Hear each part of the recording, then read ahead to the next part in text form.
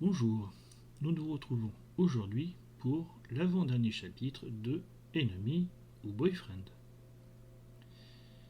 Nous avons vu dans les précédents épisodes qu'après des débuts difficiles à ne pas pouvoir se supporter, tout du moins pour ce qui était de Gunn, les deux adolescents ont commencé à s'apprécier puis devenir des amis pour finalement s'avouer leur amour l'un pour l'autre. Dans un premier temps, ils décidèrent de le cacher à leurs amis et à leur famille. Auprès de leurs amis, cela ne dura pas longtemps, puisqu'ils découvrirent vite le poteau rose. Pour ce qui est des parents, Gunn et Mick tinrent presque l'intégralité des vacances avant d'être pris en flagrant délit par la mère de Mick. Et alors qu'ils pensaient que leur relation s'arrêterait là, Mork leur dit qu'ils pouvaient continuer à se fréquenter, mais sous certaines conditions. C'est donc avec le sourire sur le visage des deux jeunes hommes que nous retrouvons Gunn et Mick dans le chapitre 13 de Enemy ou Boyfriend. Les deux jeunes hommes entraient dans leur deuxième année d'université. Ils étaient très heureux parce qu'ils pouvaient enfin vivre leur amour au grand jour, puisque leurs amis et leurs parents savaient leur relation et l'approuvaient. En cette première journée de faculté, sous la supervision des quatrièmes années, ils durent aider les premières années à se repérer sur le campus. La cafétéria était le point de ralliement pour l'ensemble des étudiants de première année, afin de rencontrer leurs aînés. Et chaque faculté avait sa propre cafétéria, mais bien souvent, il était possible de retrouver des étudiants d'autres facultés dans une cafétéria d'une faculté qui n'était pas la leur. Rapidement, un élève remarqua Mick. Il était clair que cet étudiant était gai, puisqu'il ne cachait pas ses manières et il faisait ostensiblement les yeux doux à son aîné.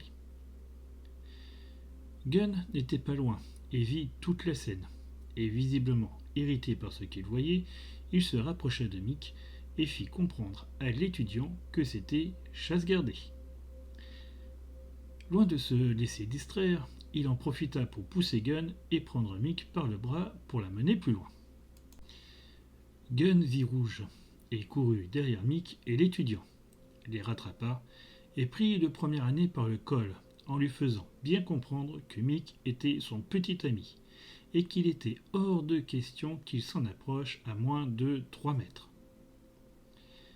Mick, comprenant que la situation allait dégénérer, mit sa main sur l'épaule de Gunn et tenta de le calmer. Cela sembla fonctionner, puisque ce dernier lâcha le col de l'étudiant qui comprit finalement qu'il ne pourrait pas avoir son aîné pour lui tout seul. Il s'en alla alors rejoindre ses camarades, non sans envoyer un regard noir en direction de Gunn. Cette première journée fut éprouvante pour Gunn. Ce ne fut pas moins de 5 étudiants qu'il repoussa loin de son bien-aimé.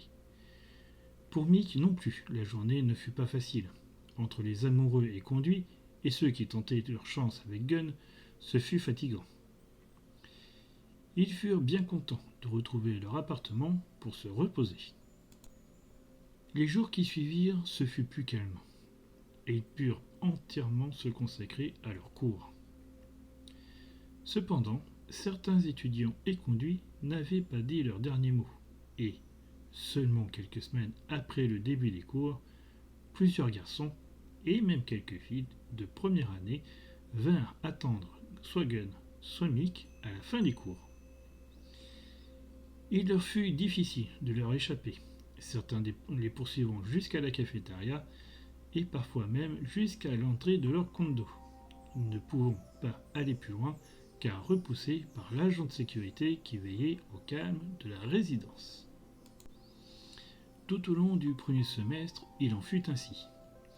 Pour que ces poursuites cessent, ils durent faire passer plusieurs articles dans le journal de l'université pour calmer les ardeurs des jeunes étudiants et étudiantes.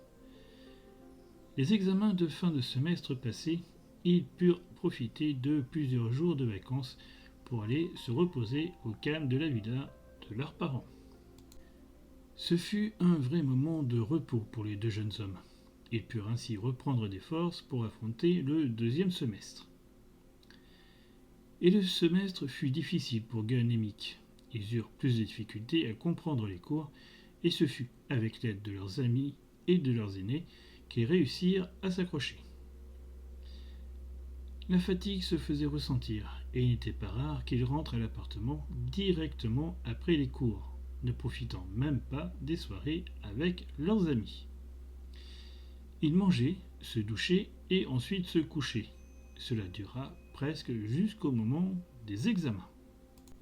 Les résultats s'en ressentaient, et de temps en temps, ils durent s'expliquer avec Mork sur le pourquoi de notes basses.